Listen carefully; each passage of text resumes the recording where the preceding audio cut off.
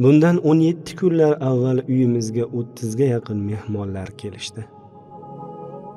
Mehmonlar juda ham chiroyli, viqorli, yuzlari nurli va bir xil kiyinib olishgan edi.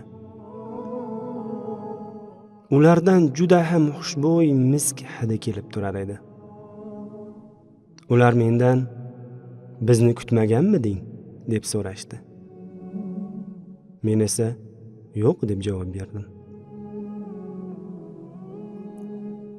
Ular meni qilgan ishlarimni yozib olishlarini va buni hojalariga yetkazishlarini aytishdi. Men bunga rozi bo'ldim. Ular menga har kuni qiladigan ishlarim haqida takliflar berishar, agar bularni qilsam hojalari meni mukofotlashini aytishardi.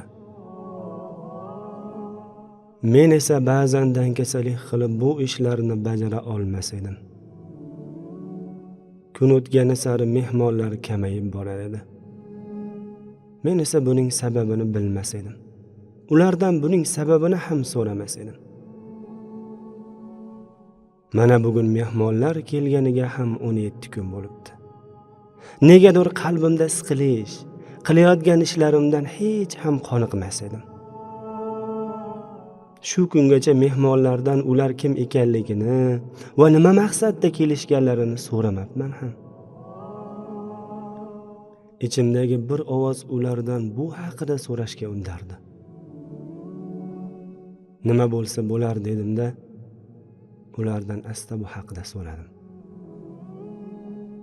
Ular esa chuqur xo'rsingan holda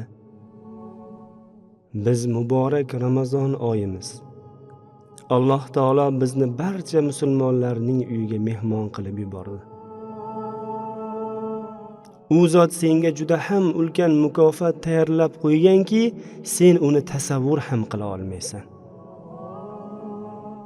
Bundan 17 kun avval kelganimizda sen bizni ko'rib xursand bo'lmading-a?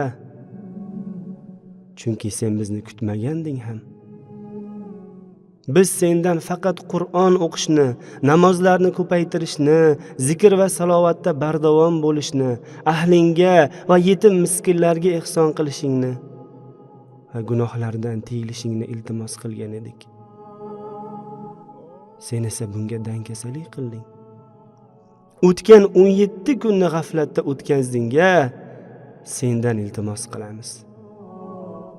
Hech bo'lmasa bizni g'animat bil", deyishdi. Bu yuqoridagi jumlalar oddiy o'xshatish xolos. Lekin aslida ham shunday emasmi? O'zimizga savol beraylik. Muborak Ramazon oyi keldi. Necha marta Qur'on xatm qildik?